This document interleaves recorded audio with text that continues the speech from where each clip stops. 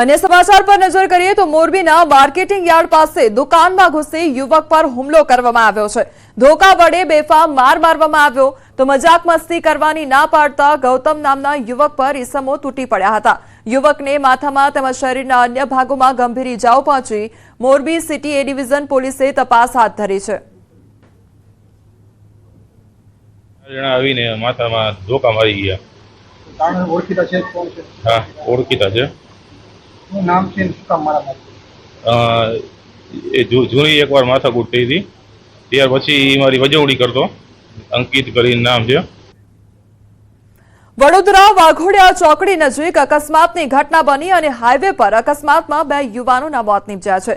દક્ષ Galaxy mall પાસે અકસ્માત થયો તો અજાણ્યા વાહનની અડફેટે ટુ વ્હીલર પર સવાર યુવાનો મોતને ભેટ્યા અને પોલીસ પહોંચી ઘટના સ્થળે તો મૃતદેહને પોસ્ટમોર્ટમ અર્થે ખસેડવામાં આવ્યા। અકસ્માત સર્જનાર અજાણ્યા વાહન ચાલકની શોધખોળ હાથ ધરવામાં આવી છે।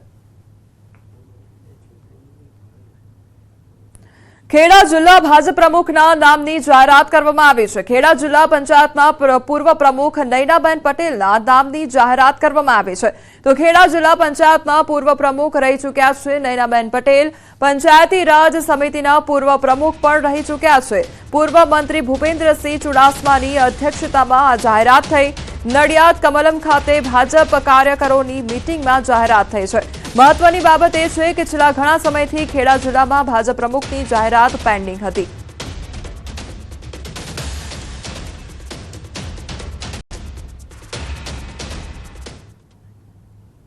દેવભૂમિ દ્વારકા ખંભાળિયાના રેલવે સ્ટેશન નજીક બબાલ સર્જાઈ। જાહેર માર્ગ પર મારામારીનો વિડીયો વાયરલ થયો। યુવતીએ જાહેરમાં યુવકને માર માર્યો હતો અને યુવતીએ જાહેરમાં યુવકને 8 જેટલા તમાચા માર્યા હતા। તો રકઝકના અંતે યુવક યુવતીની ચુંગાલમાંથી ભાગ્યો હતો। સમગ્ર બનાવનો વિડીયો સોશિયલ મીડિયામાં વાયરલ થઈ રહ્યો છે।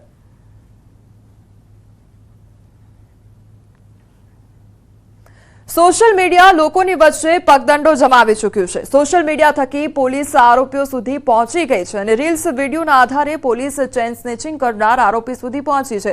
પોલીસને મળેલ સીસીટીવી ફૂટેજમાં આરોપીઓની ઓળખ થઈ હતી।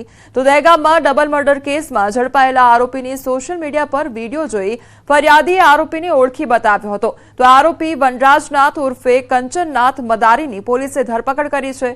આ આરોપી અમદાવાદ સાબરમતી જેલમાં મર્ડર કરવાને લઈ બંધ હતો। તો પોલીસે આરોપીનો કબજો મેળવી વધુ તપાસ હાથ ધરી છે। સોશિયલ મીડિયામાં રીલ તમામ લોકો જોતા હોય છે, ત્યારે સુરતના રાંદેર વિસ્તારમાં રહેતા એક વ્યક્તિએ રીલ જોઈ અને ખ્યાલ આવ્યો કે તેની સાથે બનેલા ચેન સ્નેચિંગનો ગુનાનો આરોપી છે અને આ આરોપી અન્ય કંઈ નહીં પણ દહેગામમાં ડબલ મર્ડરના ગુનામાં ઝડપાયો હતો। જોકે ફરિયાદી તાત્કાલિક રાંદેર પોલીસ મથકે દોડી આવી। આ બાબતે ફરિયાદ કરતા પોલીસ તાત્કાલિક આરોપી સુધી પહોંચી હતી અને દહેગામથી તેનો કબજો લીધો હતો। જોકે આ 3 લોકો હતા જે સુરતમાં ચેન સ્નેચિંગની ઘટનાને અંજામ આપી ફરાર થઈ ગયા હતા। એક રીલ દહેગામ પોલીસે બનાવેલી મર્ડરના ગુનામાં પકડાયેલા આરોપીની રીલના આધારે આરોપીની ઓળખ થતાં જ રાંદેર પોલીસે આરોપીનો કબજો લીધો છે અને ગુનો જે દાખલ હતો તેમાં તપાસ શરૂ કરી છે। જોકે વનરાજ મદારીના કામ જોડે મદારીગીરી કરનાર અન્ય 2 આરોપીની પોલીસે હવે શોધખોળ શરૂ કરી છે। કેમેરામેન જીગર ગુગલ સાથે કીર્તેશ પટેલ, ન્યૂઝ 18 ગુજરાતી, સુરત। રાજકોટના ધોરાજી પોલીસની દાદાગીરી સામે આવી છે। પોલીસે તોરણિયા ગામના સરપંચના રહેણાંક મકાનને બાનમાં લીધું। તો અગાઉ તોરણિયા ગામ ખાતે પોલીસે દાદાગીરી કરી હતી, જેમાં એક યુવકે વિડીયો ઉતારતા તેની સામે ફરજમાં રૂકાવટનો ગુનો દાખલ કર્યો હતો। આ કેસમાં સરપંચ દ્વારા યુવકોનો સાથ આપતા હવે પોલીસ સરપંચની પાછળ પડી હોવાનો આક્ષેપ ખુદ ગામના સરપંચ દ્વારા કરવામાં આવી રહ્યો છે।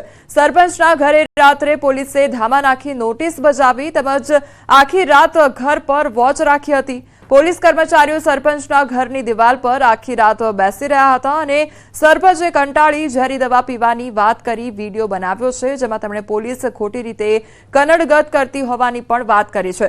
સરપંચના સમર્થનમાં ગામની મહિલાઓએ પોલીસના વર્તન પર સવાલો ઉઠાવ્યા છે। ઘર બહાર મહિલાઓનો જમાવડો, સરપંચના પત્ની સહિતના પણ આક્ષેપો કરવામાં આવ્યા છે અને ધોરાજી પોલીસના વર્તન સામે સવાલો ઉભા થયા છે। બસ હું એ જ કહું છું કે આવો ગુનો નથી તો પછી આટલું બધું 17-18નો સ્ટાફ લઈને આ બધાને હેરાન કેમ કરે છે? મારો છોકરો તો 200 માણસના રાહતના કામ ચલાવે છે ગામમાં। અને આજ 3 દિવસ ત્યાં રાહત પણ બંધ છે. મારા ગામના 2 વ્યક્તિ મેહુલ વાઘેલા અને રમેશ વાઘેલાને એમની કોઈક આંતરિક મેટરમાં એમના વિરુદ્ધ અરજી હોય જેતપુર એમને બોલાવવામાં આવ્યા હતા. ત્યારબાદ જેતપુર પોલીસ દ્વારા એમને માર મારવામાં આવ્યો હતો. આ ઘટનાને લઈને મેહુલભાઈએ પોલીસ વિરુદ્ધ ફરિયાદ કરેલી. આજ સુધી કોઈ ગુનો નોંધાયેલ નહીં. ત્યાર પછી એમણે વિરોધ પ્રદર્શન કરેલા, ધરણા કરેલા, ડીવાયએસપી સાહેબને રજૂઆત કરેલી. બહુ બધી કાળાકૂટમાંથી બહાર નીકળવા છતાં કોઈ ગુનો નોંધાયેલ નહીં. આ દરેક વાતમાં મેં સરપંચ હોવાના નાતે એમનો સાથ આપેલો, ન્યાય માટે લડત આપેલી. સમાચારોમાં આગળ વધીએ તે પહેલા રોકાઈશું એક બ્રેક માટે.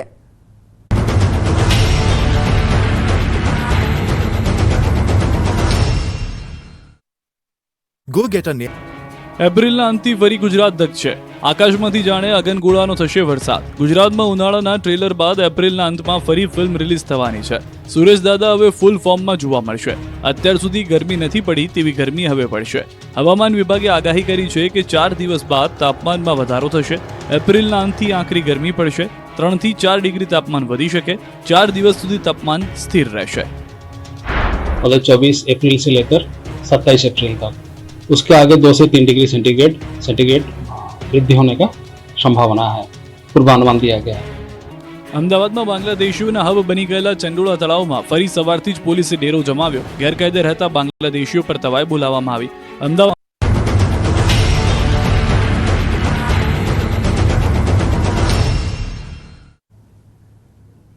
બ્રેક બાદ આપનું સ્વાગત છે અને સમાચારો પર નજર કરીએ તો ટ્રકની પાછળની સીટ ખોલી અને નીકળી દારૂની બોટલો તો ચોંકી ગઈ પોલીસ. રાજકોટ પોલીસે એક ટ્રક ચાલકને દારૂની બોટલો સાથે ઝડપી લીધો હતો. ટ્રકમાં દારૂની હેરાફેરી થતી હોવાની બાતમી મળી હતી, જેના આધારે અમદાવાદ રાજકોટ હાઈવે પર બામણબોર ચેકપોસ્ટ પાસેથી એક શંકાસ્પદ ટ્રકને રોકવામાં આવ્યો હતો અને તેની તપાસ કરતા પહેલા તો કંઈ હાથ લાગ્યું ન હતું. બાદમાં પોલીસે ટ્રક ડ્રાઈવરની પાછળની સીટ ખોલી અને સ્પીકર હટાવ્યા તો અંદર એક બીજું ખાનું મળી આવ્યું હતું અને તેમાં હાથ નાખતા દારૂની બોટલો મળી આવી હતી. તો 8,552 દારૂની બોટલો મળી આવી હતી.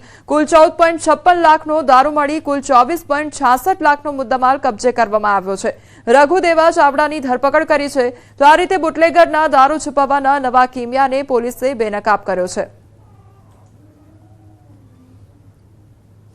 સુરતથી સંબંધોને લાંછન લગાડતો કિસ્સો સામે આવ્યો છે. સુરતના કોસાડમાં નાનીના માનેલા ભાઈએ 12 વર્ષીય બાળકી સાથે દુષ્કર્મ આચર્યું. બાળકી 2 મહિના પહેલા નાનીના માનેલા ભાઈ રબીઉલના ઘરે ઉંદર મારવાની દવા લેવા માટે ગઈ હતી. ત્યારે એકલતાનો લાભ લઈ રબીઉલે 12 વર્ષીય સગીરા સાથે દુષ્કર્મ આચર્યું. સગીરાને થોડા સમય પહેલા પેટમાં દુખાવો થતા તેને હોસ્પિટલ લઈ જવામાં આવી અને તેને ગર્ભ હોવાનું સામે આવ્યું. આ મામલે સગીરાની પૂછપરછ કરતા તેણે સમગ્ર હકીકત જણાવતા રબીઉલનો ભાંડો ફૂટ્યો છે અને સગીરાના પરિવારે રબીઉલ સામે ફરિયાદ નોંધાવી છે. તો પોલીસે ગણતરીના કલાકોમાં જ નરાધમ આરોપીને ઝડપી પાડ્યો છે. રાજકોટના ઉપલેટા ટોલ પ્લાઝા પર ફરીવાર વિવાદ સર્જાયો છે. ઉપલેટા ટોલ પ્લાઝા પર કોમર્શિયલ વાહનોના ટેક્સ શરૂ કરવામાં આવતા બબાલ સર્જાઈ. તો વિનાયક ટ્રાવેલ્સના ડ્રાઈવરો દ્વારા બૂમ પાડવામાં આવી. બેરિયર અને ટોલ ટેક્સ પે કર્યા વગર ફૂલ સ્પીડે નીકળી રહ્યા છે. તો સમગ્ર ઘટના ટોલ પ્લાઝા પર લાગેલા સીસીટીવી કેમેરામાં કેદ થઈ છે.